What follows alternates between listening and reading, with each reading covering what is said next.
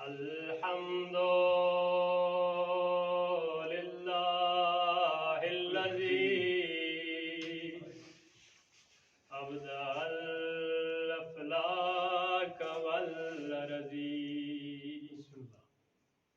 والصلاة والسلام علی سید الانبیاء والمرسلین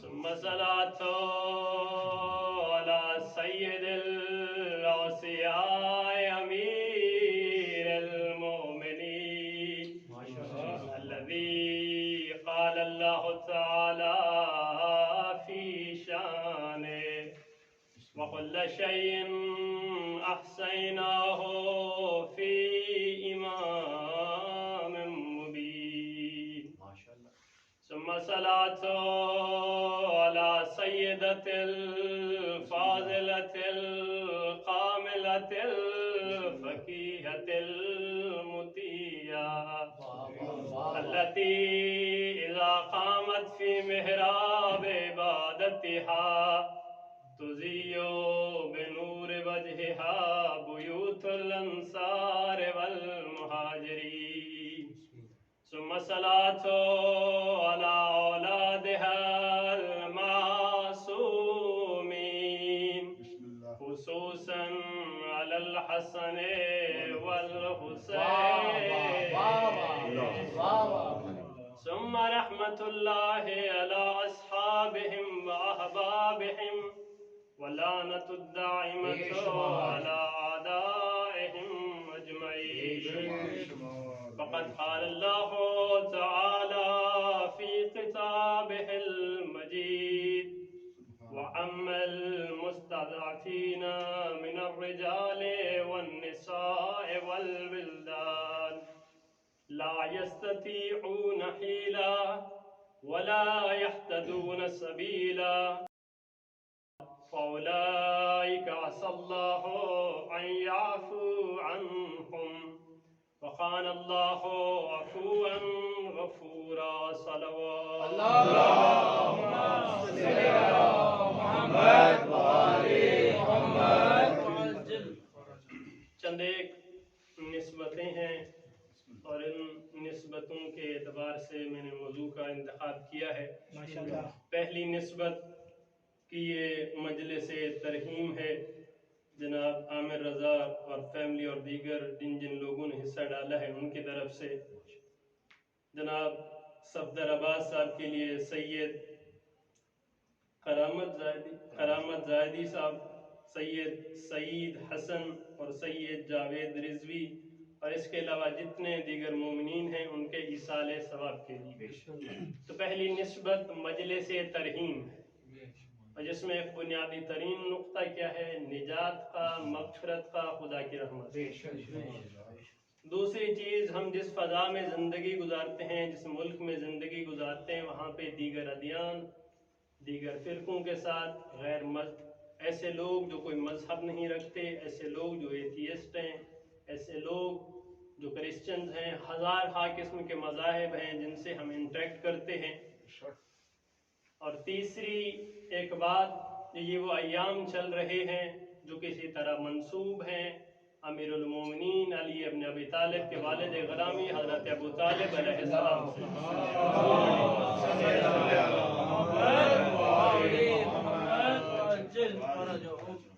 اور اس امت نے جنہوں نے اہل بیت کا در چھوڑا، اہل بیت سے علم لینا چھوڑا، اس قدر جرأت کی کہ جس کے متعلق خداوند متعال فرماتا ہے الم یجدک یتیما فآوی، کہ جس کی جھولی کو خدا اپنی جھولی قرار دے، جس کے دامن کو خدا اپنا دامن قرار دے، جس کی پناہ کو خدا اپنی پناہ قرار دے، اس کے لیے اس امت نے کوشش کی، سر دھڑ کا زور لگایا کہ اسے غیر مسلم ثابت کیا. ابو طالب علیہ السلام پہ بآواز بلند نعرہ صلوات.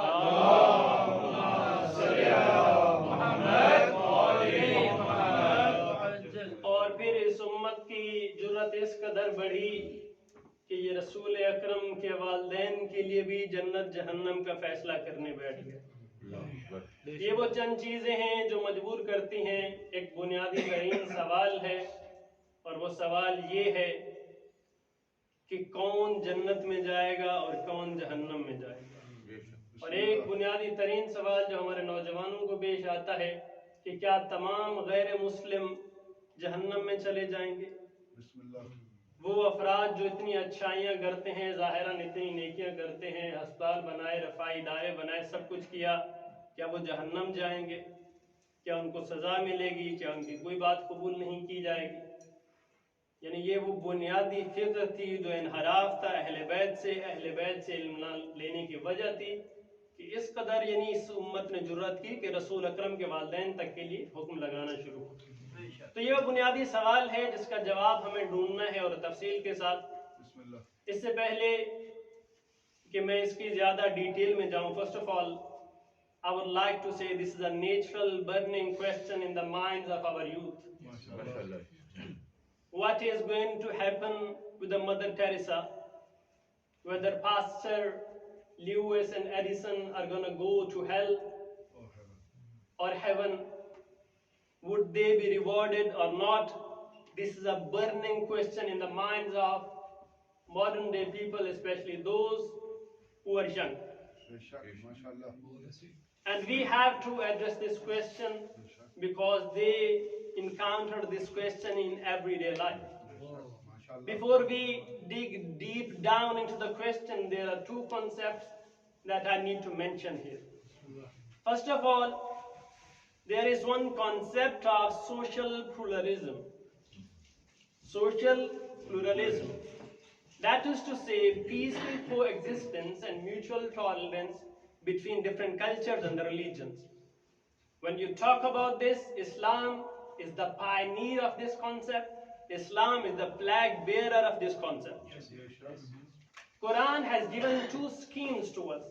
First of all, whether there is a commonality, whether there is a common ground between us and the other religion or not.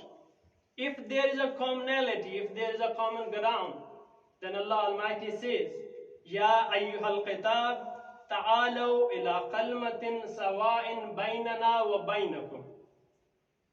O the people of scripture, O the people of book, come to the common word, which is equitable between you and us. Come to that common ground. Let's join hand on the mushtarakat. This is the first scheme.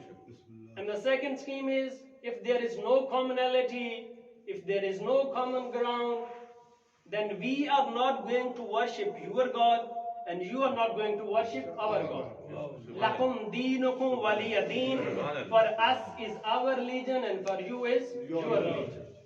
So this is a concept of social pluralism. Secondly, there is a concept of religious pluralism.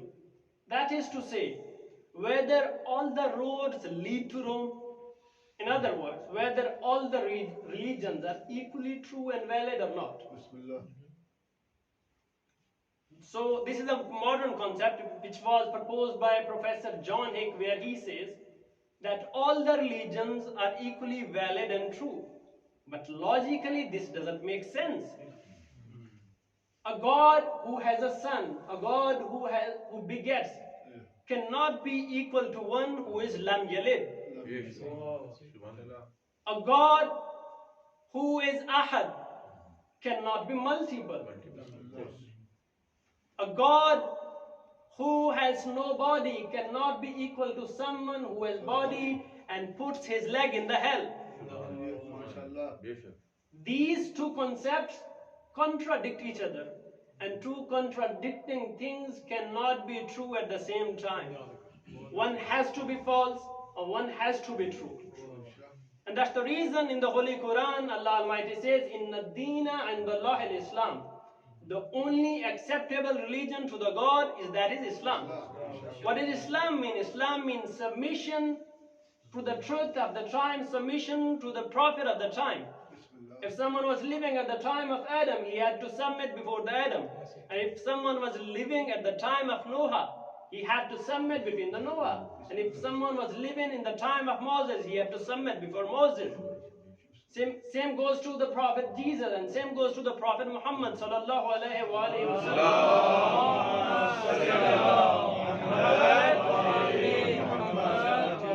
So in each and every era, there is one true religion. There is one true pathway, and you have to follow that, and you have to submit to it. And that was in each and every era. This was Islam. وَمَنْ يَبْتَغِي غَيْرَ الْإِسْلَامِ دِينًا فَلَنْ يُقْبَلَ مِنْهُ. Whoever comes to the God with a religion other than Islam, it shall not be accepted. It shall be rejected. There is no truth other than the Islam. And when the people tried to say, قُولُوا كُونُوا هُودًا أَوْ نَصَارَى, they said, become Christian or the Jew, تَهْتَدُوا, so that you may become guided. What was the response? The response was, بَلْ مِلَّةَ إِبْرَاهِيمَ حَنِيفًا. Say, no, we follow the path of Ibrahim who was sincere. So in all the time there was one religion, that was Islam. This was the truth of the time, and it still is the truth of the time. And when Allah wants Muslims to respond to the Christians, to the people of book, He wants to tell them, reply in this way, that we follow Deen Ibrahim. This is a very important point. ایک نہایت اہم نقطہ ہے کہ آپ نے دین ابراہیم پر چلنا ہے. خدا نے یہ ایک جواب نہیں کہا کہ نہیں, انہیں یہ جواب دو نہیں ہم مسلمان ہیں. خدا نے کہا ہم ابراہیمی ہیں. کیا کہو, ہم ابراہیمی ہیں. اب اگر ذرا وہ بات یاد کیجئے کہ جب حضرت ابو طالب خطبہ لقاء محمد مصطفیٰ پڑھ رہے تھے, کیا کہا, الحمدللہ الذی جعلنا من ذریت ابراہیم. حمد ہے اس خداوند متعال کی جس نے ہمیں ذریت ابراہیم میں قرار دیا, جس نے ہمیں ذریت ابراہیم میں قرار دیا. الحمدللہ الذی جعلنا حکاما علی الناس. حمد ہے اس خداوند متعال کی جس نے ہمیں لوگوں پر حاکم بنایا, ان کا رہبر بنایا, ان کا رہنما بنایا, ان کا سرپرست بنایا, ان کا مولا بنایا.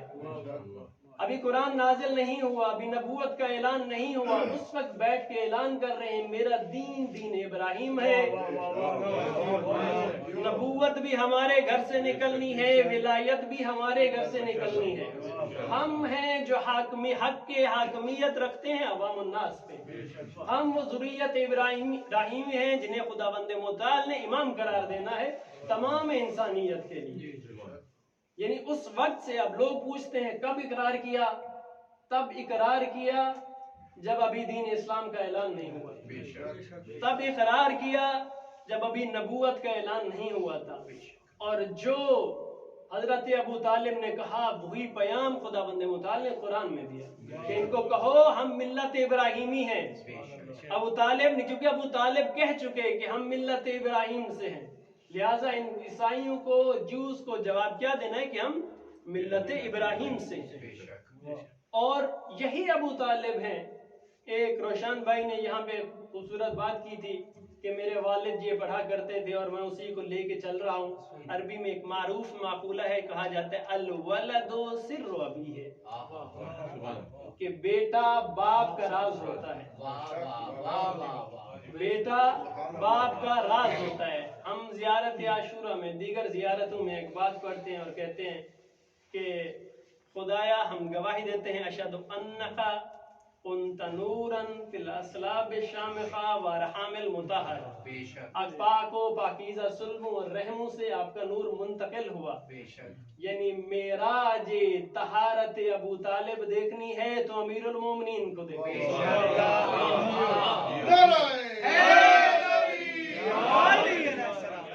معراج طہارت باطن ابو طالب دیکھنی ہے تو امیر المومنین کو دیکھو. معراج طہارت جناب عبداللہ جناب آمنہ دیکھنی ہے تو رسول کریم کو دیکھو. یہ ان کے لیے گواہی دی جا رہی ہے کہ وہ ایسے پاک و پاکیزہ تھے. راز ہے امیر المومنین ابو طالب کا، راز ہے رسول اکرم جناب عبداللہ اور جناب آمنہ کا۔ اب جبکہ ہمیں یہ معلوم ہو گیا کہ ہر دور میں ایک راستہ ہوگا جو سچا ہوگا اور اسی کو فالو کرنا ہے، اسی پہ قائم رہنا ہے، تو اگلا سوال یہ آتا ہے کیا جو مسلمان نہیں ہیں ان کے اعمال قبول نہیں ہوں گے؟ یہاں پہ ایک بنیادی سوال پھر آگے، قبولیت اعمال کا سوال۔ قبولیت اعمال کا معیار کیا ہے؟ پہلی چیز کہ عمل خود اچھا ہو۔ عمل برا ہے، آپ اچھی نیت کر کے کرتے رہیں، قبول نہیں ہے۔ آپ اچھی نیت کر کے کسی کو قتل کر دیں، قبول نہیں ہے۔ پہلا کیا ہے؟ عمل خود اچھا ہو، اور خداوند نے متعال قرآن کریم میں کیا فرما رہا ہے؟ وَخَلَقَ الْمَوْتَ وَالْحَيَاةَ لِيَبْلُوَكُمْ أَيُّكُمْ أَحْسَنُ عَمَلًا، کہ میں نے تمہیں خلق کیا تاکہ دیکھوں کہ کس کا عمل زیادہ اچھا ہے، یہ نہیں کہ کون زیادہ عمل کرتا ہے، کس کا عمل زیادہ اچھا ہے۔ اور زیادہ اچھے ہونے کی دلیل کیا ہے، بنیاد کیا ہے؟ انما الاعمال بالنیات، کہ اعمال کی بنیاد کیا ہے؟ نیتوں پر ہے، اور نیتوں کا معراج کس بنیاد پر ہوتا ہے؟ معرفت کی بنیاد پر۔ یہی وجہ ہے کہ ایک شخص ہے، ایک فرد ہے، ایک انگوٹھی عطا کرتا ہے، خداوند متعال فوراً کہتا ہے کہ انما ولیکم اللہ ورسولہ والذین آمنوا الذین یقیمون الصلاۃ ویؤتون الزکاۃ وہم راکعون۔ اور دوسری طرف ہے کوئی 40 انگوٹھیاں ضائع کر دیتا ہے،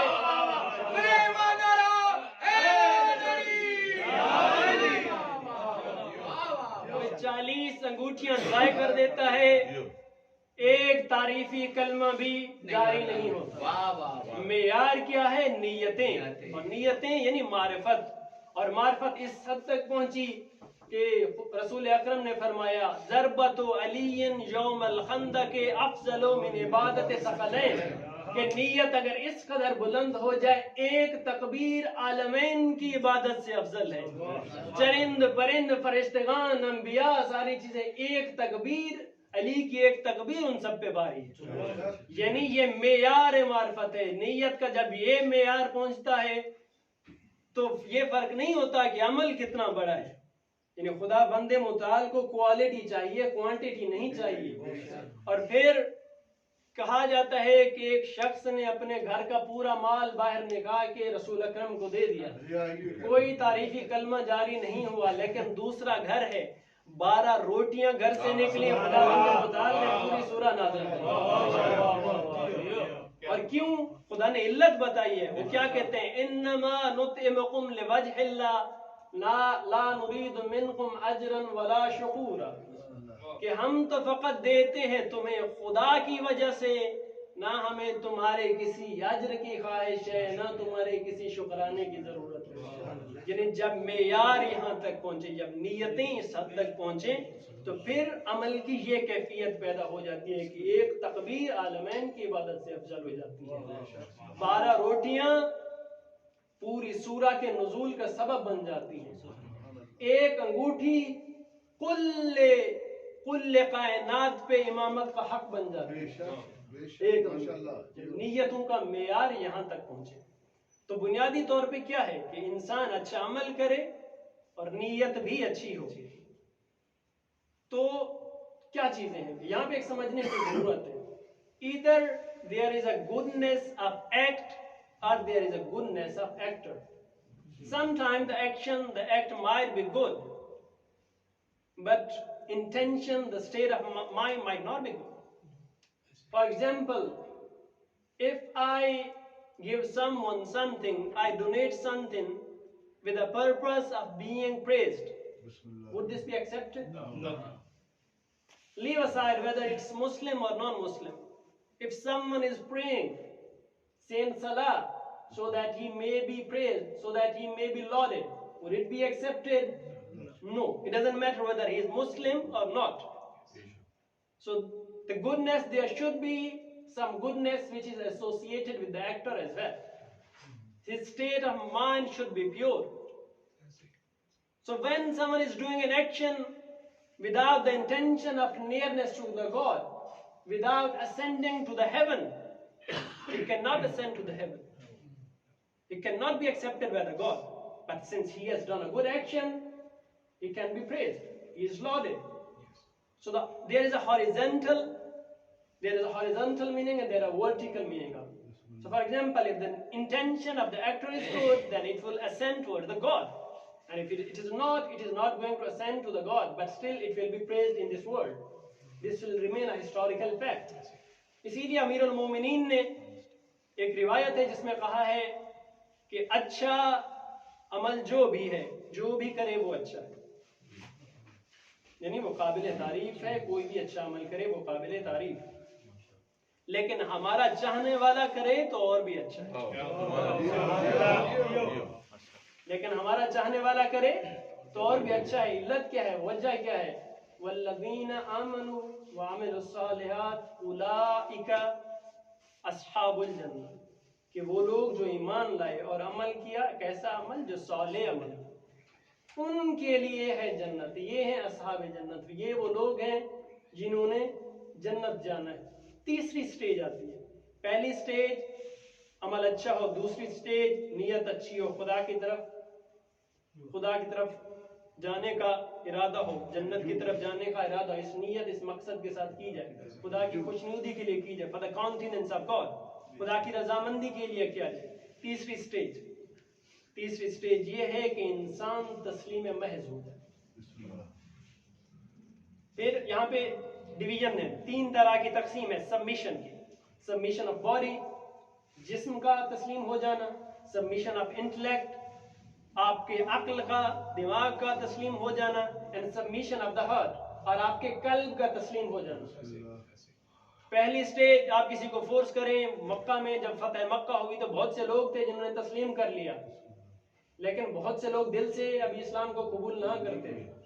بہت سے لوگ، دوسری سٹیج ایسی ہوتی ہے جہاں عقلی طور پہ آپ قبول کر لیتے ہیں، خدا ہے، آخرت ہے، معصوم ہے. آپ لاجک کے، آپ ریزن کے سامنے اپنے ہتھیار ڈال دیتے ہیں. ہمارے سامنے مثال ہے شیطان ملعون کی. کیا خدا کو مانتا ہے یا نہیں؟ آخرت کو مانتا ہے یا نہیں؟ کیا معصومین کو مانتا ہے یا نہیں؟ کہا تھا خدایا میں سب کو گمراہ کروں گا الا عبادک منہم المخلصین، کہ میں سب کو گمراہ کروں گا مگر وہ جو تیرے مخلص بندے ہیں. یعنی معصوم پر بھی اعتقاد رکھتا ہے، خدا کو بھی مانتا ہے. لیکن مسئلہ کیا تھا؟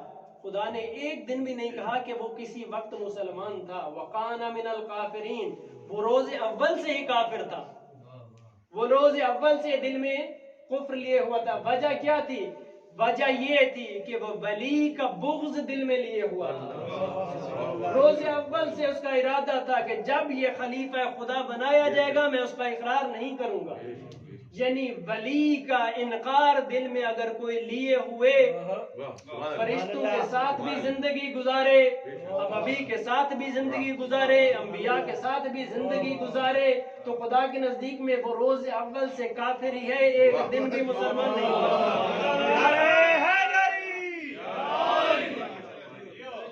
کانا من الکافرین، دل سے تسلیم کرنا ہے. اور ایسا ہوتا ہے، ایسا انسانوں میں ہوتا ہے.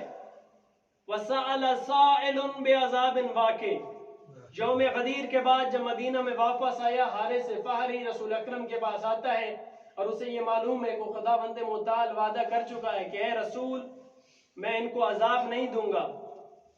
وَأَنْتَ فِيهُمْ، جبکہ تم ان کے درمیان موجود ہو، جب تک تم ان کے درمیان موجود ہو میں انہیں عذاب نہیں دوں گا. یہ اسے معلوم ہے. اور اس وقت آ کے کہتا ہے کہ اے رسول، یہ جو آپ نے اسلام کی دعوت دی ہم نے قبول کیا، آپ نے نماز کا کہا ہم نے قبول کیا، آپ نے روزے کا کہا ہم نے قبول کیا، آپ جو کہتے رہے ہم نے قبول کیا. اب یہ بتائیے یہ ولایت علی کا ہم سے اقرار لیا، یہ اپنی مرضی سے کیا ہے یا خدا کی مرضی سے؟ رسول اکرم نے کیا جواب دینا تھا کہ خدا کی مرضی سے. اب اس نے فوراً کہا خدایا اگر یہ حق کہتا ہے، اگر یہ سچ کہتا ہے تو آسمان سے میرے اوپر پتھروں کا عذاب نازل کر.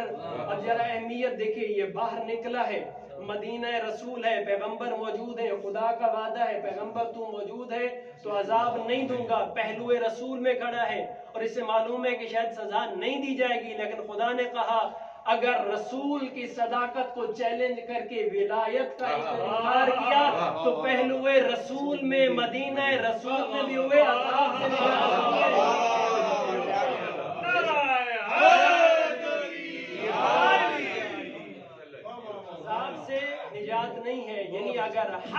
جان کے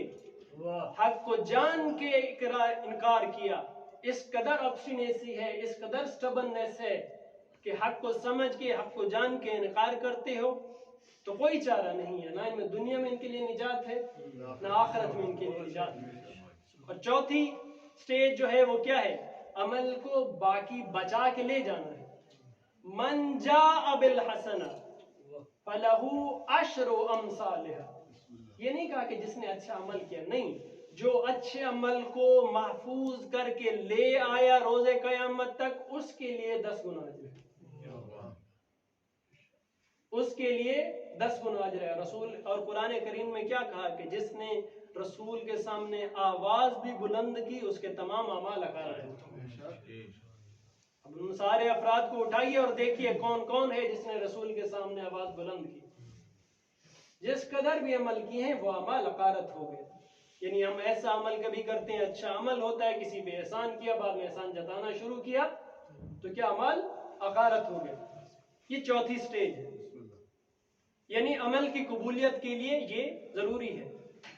اچھا, اب پھر وہی سوال, ابھی سوال ہمارا بنیادی باقی ہے کہ اگر دین حق اسلام ہے اور قبولیت کا معیار یہ ہے کہ نیت اچھی ہو, خدا کی طرف جانے کا ارادہ ہو, تو کیا وہ تمام غیر مسلم جو غیر مسلمان ہیں, جو ایمان نہیں لائے, کیا وہ سب جہنم میں جائیں گے؟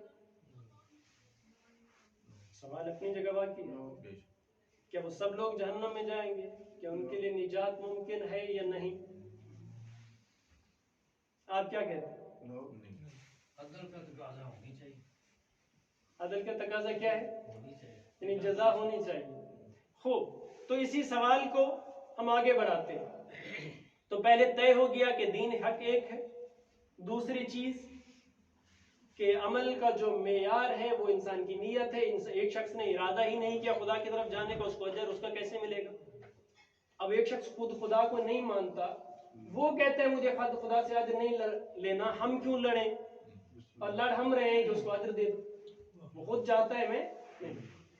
تو یہ دوسری بات طے ہوگی. لیکن عمل تو اچھا کر رہا ہے, ظاہراً اچھا انسان تو ہے, کیا اجر ہے یا نہیں؟ یہ بنیادی ترین سوال ہے. اور پوری آپ امت مسلمہ کو اٹھا لیں, سارے یہی کہیں گے کہ ان کے لیے کوئی اجر نہیں, سزا ہی سزا ہے, یہ جہنم کے لیے بنے. تو وہ جو ہم کہتے ہیں کہ وَسَبَقَتْ رَحْمَتُهُ غَضَبًا, کہ خدا کی رحمت جو ہے اس کے غضب سے آگے ہے, یہ کیسی بات ہوئی کہ اس دنیا کی انسانیت اشرف المخلوقات کو دیکھیے, اور اس میں اشرف المخلوقات میں صرف 1/4 جو ہے وہ مسلم ہیں, پھر مسلمز کا 1/4 جو ہے اہل تشیع ہیں, پھر اہل تشیع میں سے 2/3 صرف 12 امام ہی ہیں, باقی دوسرے شیعہ ہیں. تو خدا نے تو یہ تو معلوم یوں ہوتا ہے خدا نے اکثر انسانیت کو جہنم کے لیے بنا دیا. یعنی اشرف مخلوقات کو خلق کیا, اکثریت کو کیا جہنم کے لیے بنا دیا. تو اس کا تو مطلب یہ نکلے گا کہ اس کے جو غضب ہے اس کے رحمت سے زیادہ ہے. اس کا جو غضب ہے اس کی رحمت سے بڑھ کر ہے. یعنی ایک اصول ہم نے طے ہو گیا, دین ایک ہے, سب کچھ ایک ہے. عمل کا معیار بھی یعنی قبولیت کا ایک معیار بھی ہے, اس کا اپنا ارادہ ہونا چاہیے. لیکن خدا کی رحمت پہ بھی سوال آتا ہے. اس کے متعلق رسول اکرم امیر المومنین سے ایک حدیث منقول ہے کہ العقل رسول حق. دوسری حدیث یہی ہے کہ امام موسیٰ کاظم علیہ السلام سے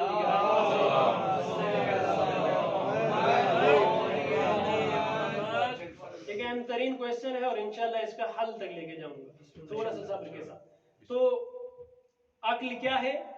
رسول ہے, یعنی باطنی رسول ہے. اگر انسان کا باطنی رسول بیدار نہ ہو تو انسان ظاہری رسول کو قبول نہیں کر سکتا. ایک شخص جو دیوانہ ہے وہ رسول کو قبول نہیں کرے. ایک شخص جو بے عقل ہے وہ دلیل کو نہیں سمجھ سکتا. ایک شخص جو کمزور عقل ہے, ضعیف العقل ہے, وہ دلیل کو نہیں سمجھ سکتا, اس تک کبھی پہنچ ہی نہیں سکتا, وہ جتنی کوشش چاہے کر لے. ایک بچہ ہے, ابھی تک اس کی عقل اس قدر پختہ ہے ہی نہیں, وہ کیسے قبول کرے گا؟ تو رسول اکرم صلی اللہ علیہ وآلہ وسلم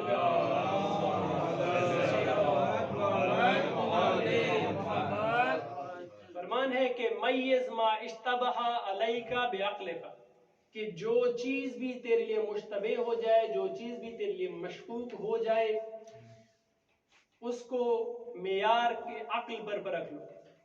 اگر تمہیں عقل کہتی ہے یہ راستہ درست ہے تو اس کو قبول کر لو، اس راہ پہ چلو.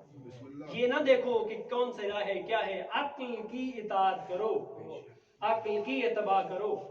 اور ہمارے علم اصول میں، اہل تشیع کے علم اصول میں یہ ایک بنیادی ترین بات ہے کہ God cannot punish someone without an explanation. خدا اگر اتمام حجت نہ کرے تو کسی کو سزا نہیں دے سکتا. اور اتمام حجت کیا ہوتی ہے کہ ابلاغ دین ہو جائے، ابلاغ پیام ہو جائے، بات جو اصل ہے وہ اس تک پہنچ جائے. اگر اس تک بات نہیں پہنچی تو وہ کسی کو نہ رد کر رہا ہے نہ کسی چیز کو قبول کر رہا ہے.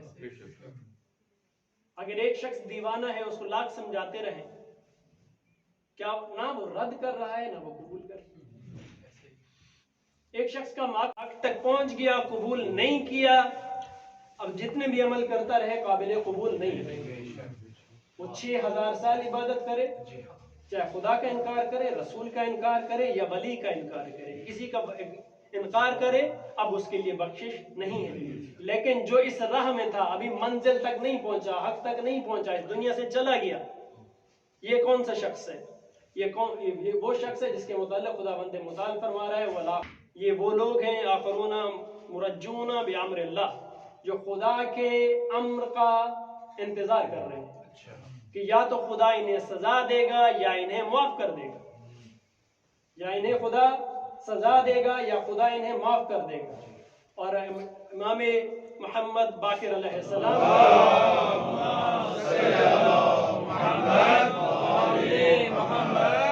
روایت ہے کہ یہ وہ لوگ ہیں مثلاً جو دور جاہلیت میں، دور فطرت میں اسلام کے خلاف لڑتے رہے، پھر اسلام قبول کیا، مثلاً جنہوں نے حضرت جعفر کو شہید کیا، حضرت حمزہ کو شہید کر دیا. اگر بعد میں یہ اسلام لے آئے، اب نہ یہ بیچ میں کھڑے ہیں، نہ یہ مسلمان ہیں نہ یہ کافر ہیں، یہ درمیان میں کھڑے ہیں، امر خداوندی کا انتظار کر رہے ہیں، شاید قبول کر لیا جائے. اور دوسرے مستضعفین وہ لوگ ہیں، وہ بچے جو بچپن کے حالت میں مر گئے، کفار کے گھر پیدا ہوئے، وہ خواتین جو ضعیف العقل تھی، وہ افراد جو ضعیف العقل تھے، سمجھنا چاہتے تھے پھر بھی نہیں سمجھ سکے، حق کو نہیں پا سکے، یہ لوگ بھی مستضعفین ہیں. یعنی اکثریت لوگوں کی بہت سی ایسی ہے جن تک حق نہیں پہنچا، یہ لوگ بھی مستضعفین ہیں. اور یہ روز آخرت بھی ان کا بھی جو حساب کتاب ہونا ہے وہ روز آخرت پر موقوف ہے، جس کی طرف میں بعد میں آتا ہوں. یعنی یہ بھی لازم نہیں ہے کہ یہ جہنم میں جائے. اور اسی طرح وہ لوگ جو زمانہ فطرت میں پیدا ہوئے، ایسے دور میں پیدا ہوئے جب نبوت نہیں تھی، رسول اکرم سے پہلے پیدا ہوئے، اس دور میں چلے گئے، تو اگر جس دور میں چلے گئے اگر نبوت تھی ہی نہیں، ان پر اگر حق اتمام حجت ہوا ہی نہیں تھا، God cannot punish anyone without an explanation. تو خدا انہیں کسی دلیل کے بغیر سزا نہیں دے سکتی. یہ بنیادی اصول ہے تشیع. یہ 3 کیٹیگریز ہو گئیں. اس کے بعد ہم آتے ہیں ان افراد پہ جو مثلا تحقیق کرتے ہیں.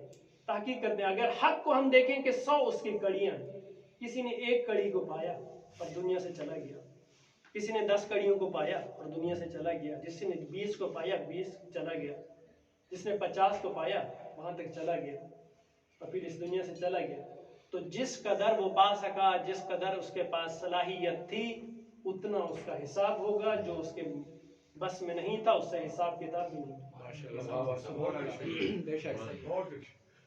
جتنی اس کی عقل تھی، جتنے اس کے وسائل تھے، انہی وسائل کے مطابق اس کا حساب و کتاب ہوگا. اس سے زیادہ حساب و کتاب اس پر ظلم ہے.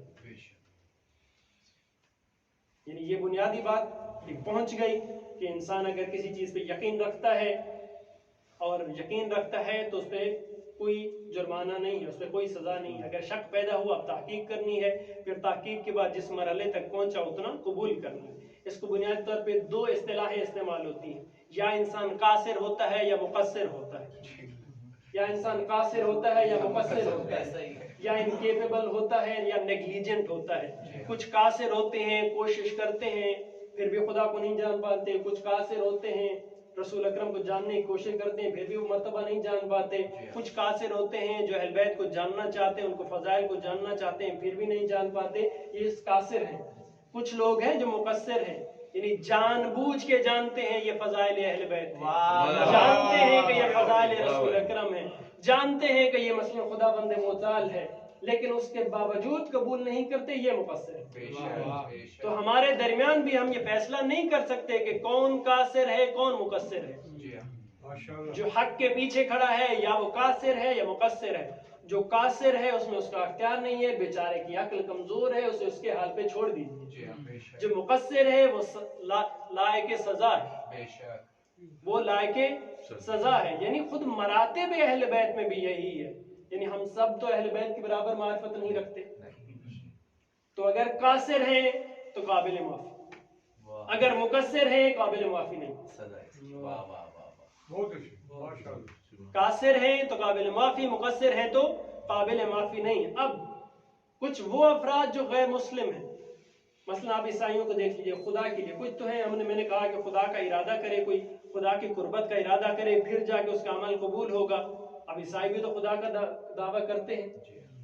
اگر وہ دعویٰ کرتے ہیں لیکن اگر اس یقین پہ کھڑے ہیں کہ ہم اس صحیح راہ پہ ہیں, درست راہ پہ ہیں, تحقیق کے بعد یا جہالت کی وجہ سے, یعنی ان تک حق پہنچا نہیں ہے, ابلاغ ہوا نہیں ہے, بات پہنچی نہیں ہے, یا اس وجہ سے یا ریسرچ کر کے انہیں لگتا ہے ان کی عقل ہی بیچاروں کی اتنی کمزور ہے, یہی سمجھ لیا یہی حق کا راستہ ہے, تب بھی ان کا وہ عمل جو اسلام کے موافق ہوگا وہ قبول ہے. تب بھی ان کا وہ عمل جو اسلام کے موافق ہوگا وہ قبول ہے, جو اسلام کے موافق نہیں ہوگا وہ قبول نہیں ہے, اور اس قدر ان کو اجر بھی ملے گا. اور وہ غیر مسلم جو کسی خدا کو نہیں مانتے, امام محمد باقر علیہ السلام سے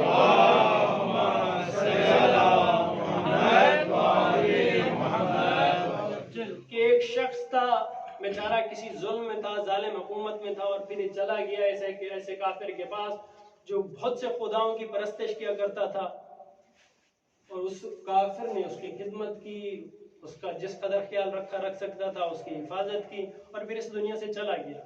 تو خداوند متعال نے اسے ایسے مقام پہ رکھا ہے جو نہ جنت ہے نہ جہنم ہے, جو نہ جنت ہے نہ جہنم ہے. ایک بار لگا دی گیا, اس کی غذا نہ جنت سے آتی ہے نہ جہنم سے آتی ہے, بلکہ وہ درمیان مقام پہ, جو سمجھ لیے کہ اس دنیا کی طرح کی آسائش ہے. یعنی نجات ممکن ہے. نجات کا معیار کیا ہے کہ اگر عقل آپ کو ایک چیز کا حکم دیتی ہے, آپ عقل کی اطاعت کرتے ہیں تو درست, اگر آپ عقل کی اطاعت نہیں کرتے تو آپ قابل سزا ہے. یعنی عقل کی اطاعت کرو اور دیانتداری کا مظاہرہ کرو, پھر جس راہ پہ بھی چلے جاؤ تمہاری نجات ممکن ہے. میں نے ابھی یہ نہیں کہا کہ جنت جانا ممکن ہے, میں نے کہا نجات ممکن ہے, سزا سے نجات ممکن ہے, سزا سے بچ سکتے ہو. یعنی یہ طے ہو گیا چاہے آپ اچھائی کریں خدا کے نزدیک پھر بھی اتنا ہوتا ہے کہ سزا کم ہو جاتی ہے, یا بالکل سزا ملتی ہی نہیں جہنم کی, چاہے کافر ہو یا دوسرا, اس کا اتنا اجر ہے کہ سزا کم ہو جاتی ہے, تخفیف ہو جاتی ہے. اور خدا کی قربت کے ارادے سے کی ہے, اور حق جانتے ہوئے سمجھ کے کی ہے, اور یعنی واقعاً کی ہے. ثابت خدا کے سامنے کرنا ہے آپ نے, میرے سامنے نہیں کرنا. وہ جو دلوں کے راز جانتا ہے, وہ جو شہ رگ سے بھی زیادہ قریب ہے, اس کے سامنے ثابت کرنا ہے کہ آپ قاصر تھے, آپ مقصر نہیں تھے. اور جب یہ فیصلہ ہو گیا کہ اب کہا کیا گیا, یہ وہ مقام نہ جنت ہے نہ جہنم ہے, یہ کون سا ہے؟ یہ مقام اعراف. یہاں پہ وہ مستضعفین رکھے جائیں گے جو خدا کے امر کا ارادہ کر رہے ہیں, وہ رکھے جائیں گے. زمانہ فطرت میں پیدا ہوئے وہ رکھے جائیں گے. اور وہ لوگ جو حق کو نہیں پہچان سکے وہ رکھے جائیں. اور پھر دوسری روایات میں یہ ہے کہ یہی وہ مقام ہوگا جس کے بلند تر مقام پہ خدا محمد وآل محمد کو قرار دے گا. دنیا میں معرفت حاصل کر نہیں سکے, اب سامنے موجود ہیں, اب ان سے سفارش کی گزارش بھی کر لو اور ان کی معرفت بھی حاصل کر لو.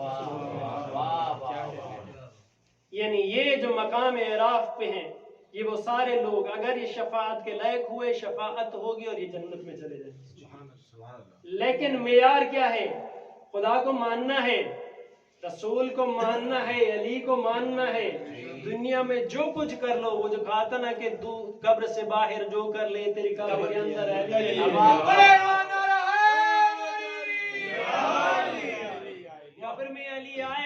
حشر میں علی آئے گا، پل صراط پہ علی آئے گا، مقام اعراف پہ علی آئے گا، تمہیں پھر علی کا دامن پکڑنا ہے، تمہیں پھر علی کے سامنے ہاتھ جوڑنے ہیں، تمہیں وہاں گزارش کرنی ہے، اس کے علاوہ کوئی چارہ ہی نہیں ہے جنت جانے کا، اس کے علاوہ کوئی راہ ہی نہیں ہے جنت جانے کی۔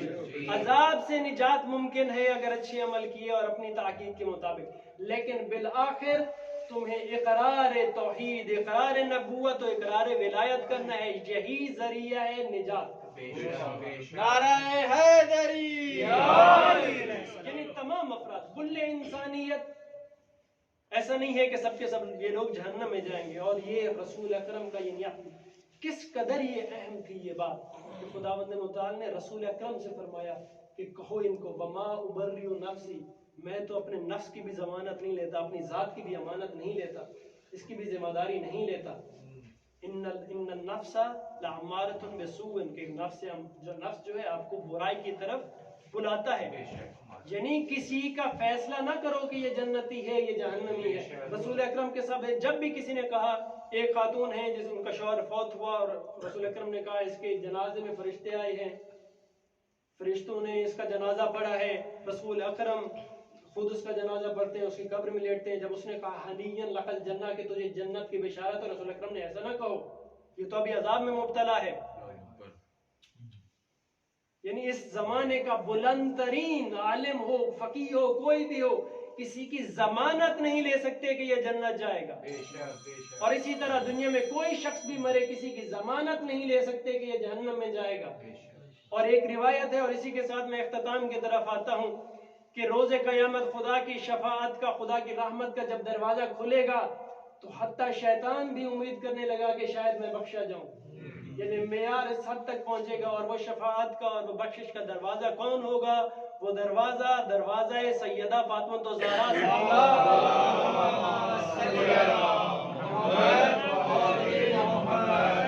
ایسے ہی نہیں کہہ رہا، میں روایت ہے، اسی روایت کے ساتھ اختتام کی طرف ہم بڑھتے ہیں کہ روز قیامت جب سیدہ آئیں گی اور کہا جائے گا کہ اے سیدہ آپ جنت میں داخل ہو جائیے، بی بی کہیں گی اے خداوند متعال میں دیکھنا چاہتی ہوں کہ میرا تیرے نزدیک مقام کیا ہے۔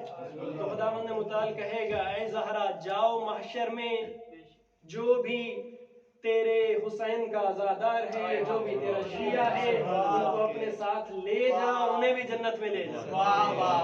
ابھی سیدہ جائیں گی، چن چن کے عزاداروں کو، تمام افراد کو نکالیں گی، اور جنت کے دروازے میں، ابھی جنت کے دروازے پہ یہ عزادار کھڑے ہو جائیں گے۔ خدایا ہم نہیں داخل ہوں گے جب تک ہم نہ دیکھ لیں گے ہمارا تیرے نزدیک مقام و مرتبہ کیا ہے۔ تو خداوند متعال کہے گا کہ جاؤ اس محشر میں جتنے بھی تمہارے رشتہ دار ہیں، قریبی ہیں، دوست ہیں، احباب ہیں، جنہوں نے تمہارے ساتھ نیکی کی ہے، انہیں بھی جنت میں لے جاؤ، انہیں بھی جنت میں لے جاؤ۔ اب یہ آئیں گے اور اپنے تمام احباب کو لے جائیں گے جنت کے دروازے پہ، اب یہ کھڑے ہو جائیں گے، پھر یہ کہیں گے خدایا ہم دیکھنا چاہتے ہیں ہمارا تیرے نزدیک مقام کیا ہے۔ تو انہیں پھر کہا جائے گا جاؤ محشر میں جس نے بھی سیدہ کی وجہ سے کسی کے ساتھ نیکی کی، جس نے بھی سیدہ کی وجہ سے کسی کو کھانا کھلایا، جس نے بھی سیدہ کی وجہ سے کسی کو پانی پلایا، جس نے سیدہ کی وجہ سے کسی کی خدمت کی، الفاظ ہیں چاہے وہ امامی ہو، غیر امامی، شیعہ ہو یا غیر شیعہ، اس کو بھی لے جاؤ اپنے ساتھ جنت میں۔ ان کی بھی بخشش ممکن ہے جو اہل بیت سے محبت رکھتے تھے۔ اور امیر المومنین کا یہ فرمان ہے جسے صاحب انوار النجف نے یہ نقل کیا ہے کہ جہنم کے 7 دروازے ہیں، جنت کے 8 دروازے ہیں۔ کہا پہلا دروازہ انبیاء و صالحین کے لیے، دوسرا شہداء و صدیقین کے لیے، پھر 5 دروازے ہمارے مشیوں کے لیے جو مختلف درجے رکھتے ہیں، 8واں درجہ ان لوگوں کے لیے ہے جو ہماری امامت کا بجائے جہل قاصر ہونے کی وجہ سے اقرار نہیں کر سکے لیکن ہم اہل بیت سے محبت رکھتے تھے۔ یہ جنت کا دروازہ 8واں دروازہ ان کے لیے کھولا جائے گا اور ان کی بھی بخشش ممکن ہے۔ اب ذرا اس ساری چیز کو، اس بحث کو ذہن میں رکھیے کہ اگر کوئی در اہل بیت پر آئے، در اہل بیت پر آنے کے بعد آپ عام افراد کے بارے میں جنت جہنم کے فیصلے نہیں کر سکتے، تمہاری جرت اس قدر بڑھ گئی تھی کہ تم نے رسول اکرم کے والدین کے متعلق جنت جہنم کا فیصلہ کیا. تم نے رسول کے چچا کے کفر کی بات کرنا شروع کر دی، ان کے لیے جنت جہنم کے فیصلے کیے. یعنی جب ضلالت ہوتی ہے، گمراہی ہوتی ہے، یہ ہوتی ہے کہ آپ اتنی بڑی انسانیت کو جہنم کی طرف لے کے جانے والے ہوتے ہیں. یہی وجہ ہے کہ ہدایت کا چراغ فقط اہل بیت، جنت کی طرف لے جانے والے فقط اہل بیت. اگر اہل بیت کے در سے علم لیا ہوتا تو اتنی کثرت انسانیت کو یوں جہنمی نہ بنایا ہوتا. اور رسول اکرم کے لیے، رسول اکرم کے بہت سے مصائب ہیں، بہت سی تکالیف ہیں. ایک مصائب کے یہ ہے، ایک سب سے بڑے مصائب میں سے ایک جو تکلیف ہے وہ یہ ہے کہ رسول کے والد کے لیے کفر کی بات کی جائے، رسول کے چچا کے لیے کفر کی بات کی جائے، جن کے بارے میں یہ کہا جاتا ہے اشہد انک کنت نورا فی الاصلاب الشامخہ وارحام المطہرہ، کہ میں گواہی دیتا ہوں آپ نور تھے پاکیزہ رحموں میں. ان کے متعلق آپ کفر کی بات کریں. رسول اکرم کے بہت سے مصائب ہیں زندگی میں، بہت سی تکالیف ہیں کہ رسول اکرم نے فرمایا کہ جتنے مصائب مجھ پر توڑے گئے وہ کسی نبی پر نہیں توڑے. جو تکالیف، جن تکالیف سے میں گزارا گیا اس سے کوئی نبی بھی نہیں گزارا گیا. اور پھر کچھ ایسے مقامات ہیں، کچھ ایسی جگہ ہیں جہاں رسول اکرم نے اظہار کیا ہے غم کا، روئے ہیں. 6 سال کے تھے، ماں چھوڑ گئی، ماں کی قبر پہ رسول گریہ کر رہے. 8 سال کی عمر ہوئی، جناب ابو طالب، جناب حضرت عبد المطلب چلے گئے اور حضرت عبد المطلب کے پہلو میں بیٹھ کے گریہ کر رہے. نبوت کا 10واں سال آیا، جناب ابو طالب وہ جو ہر چیز کی حفاظت کرتا تھا، اور جناب خدیجۃ الکبریٰ اس دنیا سے چلی گئی. ایسا غم کا سال کہ پورا سال رسول اکرم نے غم کا منایا ہے، عام الحزن قرار دیا ہے، یعنی اظہار کیا ہے رسول اکرم نے غم کا. یہ تکالیف ہے جہاں پہ رسول اکرم روئے ہیں. پھر وہ وقت آیا کہ جب مدینہ میں گئے اور رسول اکرم کی عمر 55 سال ہے، لیکن ماں کی قبر پہ گئے تو ایسے گئے جیسے 3 سال 4 سال کا بچہ ماں کی گود میں بیٹھتا، اور گریہ کرنا شروع کیا، اپنی ماں کے لیے رونا شروع کیا. پھر مصائب وہ ہیں جب جناب عبداللہ، جناب ابراہیم کو خدا نے واپس لے لیا، لیکن کہا تھا ابھی میرے پاس حسین تو ہے، خدایا مجھے قبول ہے کہ تو عبداللہ مجھ سے لے لے، تو ابراہیم مجھ سے لے لے، لیکن میرے پاس حسین تو ہے. پھر وہ دن آیا، عصر عاشورائی. جناب عبداللہ ابن عباس کہتے ہیں میں نے دیکھا کہ رسول اکرم کے سر میں خاک ہے، کونیوں سے لباس ہٹایا ہوا ہے. میں نے پوچھا یا رسول اللہ کیا ہوا؟ کہا ہے ابن عباس تو جانتا نہیں ہے آج میرا حسین کربلا میں شہید کر دیا گیا، آج میرے حسین کو کربلا میں ذبح کر دیا گیا. کس طرح ذبح کیا گیا؟ آخری وقت ہے، امام حسین سید الشہداء آئے ہیں، خیمے کے دروازے پہ کھڑے ہو کے کہتے السلام علیکہ یا اہل بیت النبوہ، اے اہل بیت النبوت میرا آپ پر سلام ہو. اندر سے جواب آیا اے میرے ماں جایا اندر آ جا. کہا زینب تو برداشت نہیں کر سکے گی، زینب تو دیکھ نہیں سکے گی. کہا اے بھیا حسین میں نے بھیا حسن کے سینے سے تیر نکالے ہیں، میں نے بابا علی کو سہارا دیا ہے، میں نے ماں زہرا کو سہارا دیا ہے، چلا تیرے زخم بھی دیکھتی ہوں. چلے گئے امام حسین علیہ السلام اور کہا اے زینب کبریٰ مجھے وہ لباس تو دو جو میری ماں سیتی جاتی تھی اور روتی جاتی تھی. کہا ہے بھیا حسین تجھے لباس دے دوں گی، لیکن اگر مجھے اجازت دے ذرا اپنے گلے سے ایک لباس تو ہٹا، اپنے گلے سے کپڑا تو ہٹا. کہا زینب کبریٰ کیا کرنا ہے؟ کہا بھیا حسین میری ماں نے کہا تھا جب آخری وقت ہے، جب حسین پرانا لباس مانگے تو میری طرف سے حسین کے گلے کے بوسے دینا. یہ وہ گلا ہے جہاں پہ شمر کے خنجر چلنے ہیں. جب آخری لباس مانگنے آئے تو حسین واپس نہیں آئے گا. اور پھر جب یہ سنا تو امام حسین نے کہا اے زینب کبریٰ میرا بھی گلا چوم لینا، لیکن ایک کام تو کرو، ذرا اپنے بازوؤں سے کپڑا تو ہٹاؤ۔ کہا ہے حسین کیا چاہتے ہیں؟ کہا میں نے بھی اپنی ماں زہرا کی وصیت پوری کرنی۔ اماں نے کہا تھا جب آخری وقت جانے لگو میری زینب کبریٰ کی کوہنیوں کے بوسے دینا اور کہنا کہ ماں زہرا بوسے دیتی تھی۔ چلے ہیں امام حسین کو مل گیا آخری لباس، مل گیا پرانا لباس۔ آئے ہیں امام سجاد علیہ السلام کے پاس اور کہا سجاد میرا آخری الوداع، میں جانے لگا ہوں۔ کہا بابا اور کہاں ہے؟ کہا وہ بھی چلا گیا، شہید ہو گیا۔ قد قتلا، پھر پوچھا اون کہاں ہے؟ اون محمد کہاں ہے؟ جون کہاں ہے؟ عباس کہاں ہے؟ قاسم کہاں ہے؟ کہا قد قتلا، پھر ایک سوال کیا، کہا اینا اخین الاکبر، بابا میرا بھائی اکبر کہاں ہے؟ جواب دیا اے سجاد تو کب تک پوچھتا رہے گا، بس اتنا سمجھ لے اس خیمے میں یا تو موجود ہے یا میں باقی بچ گیا ہوں۔